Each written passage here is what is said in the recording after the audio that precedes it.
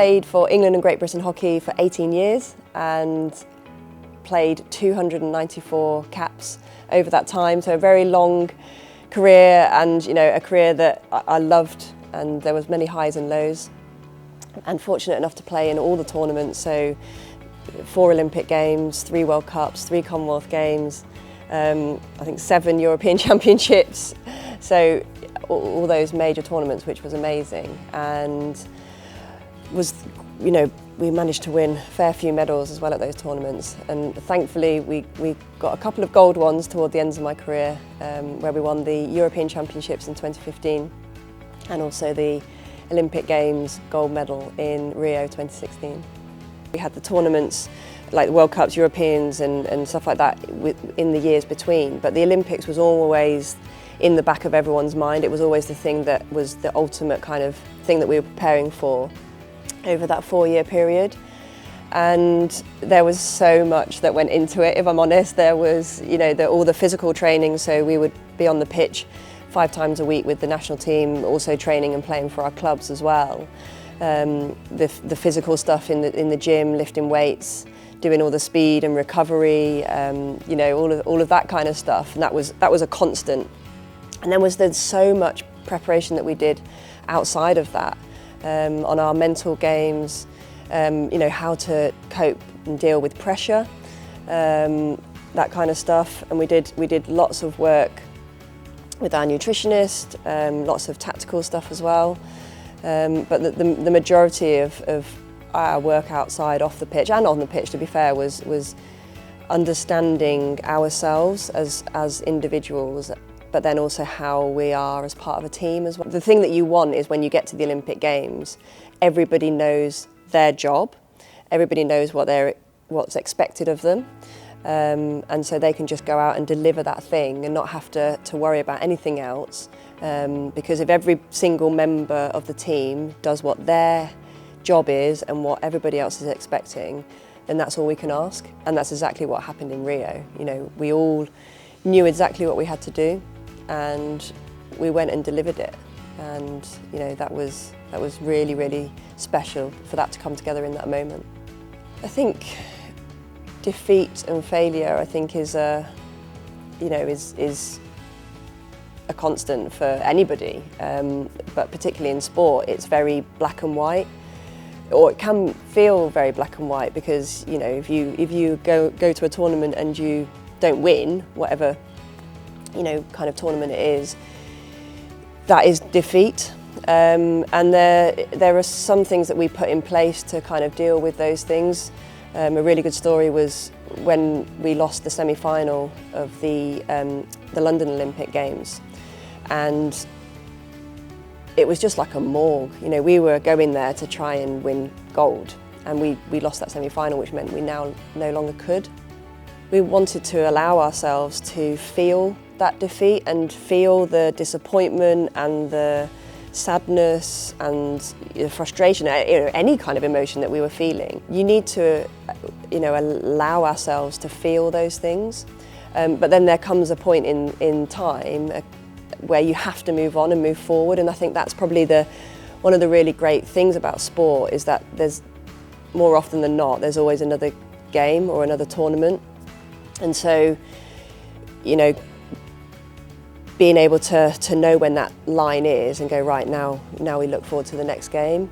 And we put a process in place to kind of help us and guide us to do that.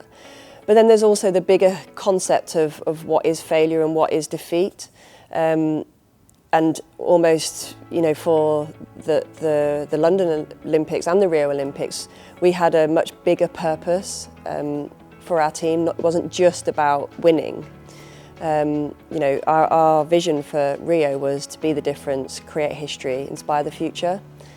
So that encompassed not just about what we were doing on the pitch, but everything. How we were as people, how we were interacting with our community, and all of that kind of stuff. So if we didn't win a hockey match, were we still being those other things? So defeat isn't just black and white, isn't just whether you win or lose a hockey match or a tournament. How you frame what success is, I think, is also really important. think psychology can help business in so many different ways. I mean, just thinking about my career and all the lessons that I learned through working with a psychologist were invaluable. Probably the most important lessons I learned, actually, because it can help in any walk of life, and especially in business. I think the first thing is your kind of self-awareness of how you are, how you get the best out of yourself, what you need to thrive on a daily basis, and then taking that into a team setting, how you allow others to thrive around you. But then kind of taking it into a really performance base. There's some great exercises we did. One of them was what we called kind of your A game. So how do you perform on a big stage kind of thing, or how do you just perform on a daily basis? And again, it comes back to awareness, as I kind of think everything does. But when you wake up in the morning, what are you feeling like, and how are you looking, how are you sounding, how are you talking, how are people responding to you? What do you need to get yourself to the right frame of mind for you in order to perform? And then recognising the signs and triggers as to when you're maybe sliding down away from your A game to your Z game. And what are those things that can get you back to your A game? So it all comes down to self-awareness. And I think really noticing, taking a bit of time to stop and notice what you're like is really valuable. And therefore, in any setting, especially in business, when you're working with others and you're trying to get the best out of them, it's just so important in every aspect. So I've been at Cambridge Hockey Club for, I'm going into my 5th season actually. I started as a player, and now I'm the head coach of the women's first team. And it's such a lovely club, as is the whole city. I think it's got such vibrance and history as well, which is amazing. And the club is developing, it's growing all the time, and it's got really great vision of where it wants to be in the future.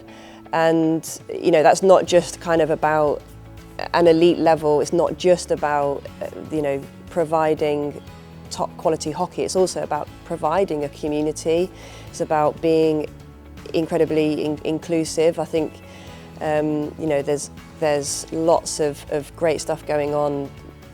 For example, the Flyers hockey section, which has been set up, which I'm really passionate about, which is about providing hockey for those with disabilities. And so yeah, it's just a really great club to be involved in, a club with some really honest, authentic people that just really care about other people and about hockey, and just want people to really enjoy playing and being part of a club. So yeah, it really is something very special to be a part of.